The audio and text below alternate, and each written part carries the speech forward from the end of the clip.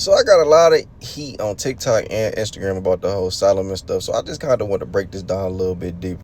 So I went and asked in Solomon's time what was considered a wife, because everybody's small-minded ass was just on me like, oh, it's such a sin for you to do this, and all his stuff was condemned.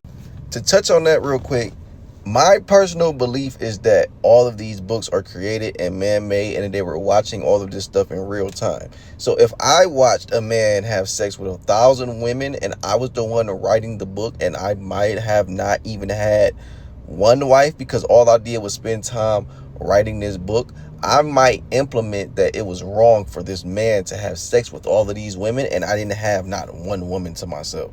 So then looking at it from a deeper perspective, you had to think 700 women had to deal with him. 1,000 women had to deal with him. Like, this was the idea that's going over a lot of people's head. They making it seem like he was just running around like a madman. Like, he wasn't raping anybody. They didn't say that. So then it says marriage wasn't just romance. It was a binding agreement between families, often sealed with a bride or dowry. Then he said a wife had recognized under rights. So wife had rights such as food, clothing, martial rights. A husband couldn't just neglect her without consequences.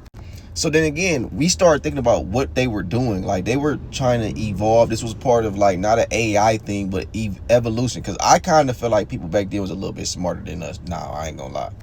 We got a lot of stuff that makes us lazy and not use our brain, and then we just go off theories that don't even make sense. Back to the point though, many of these wives were political alliances, marrying foreign princesses, strengthened treaties with other nations.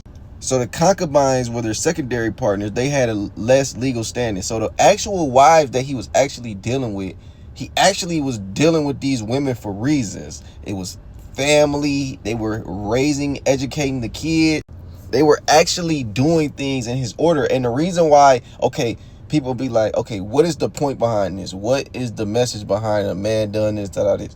Men like me would want to do something like this, just not on an aspect of, hey, I just want to bust a bunch of nuts. That's the lowest energy vibe of the idea of this ever. It's just to have your own tribe, to have your own community. People back then took over land, they took over community. It's our primitive nature to actually still want to do these type of things.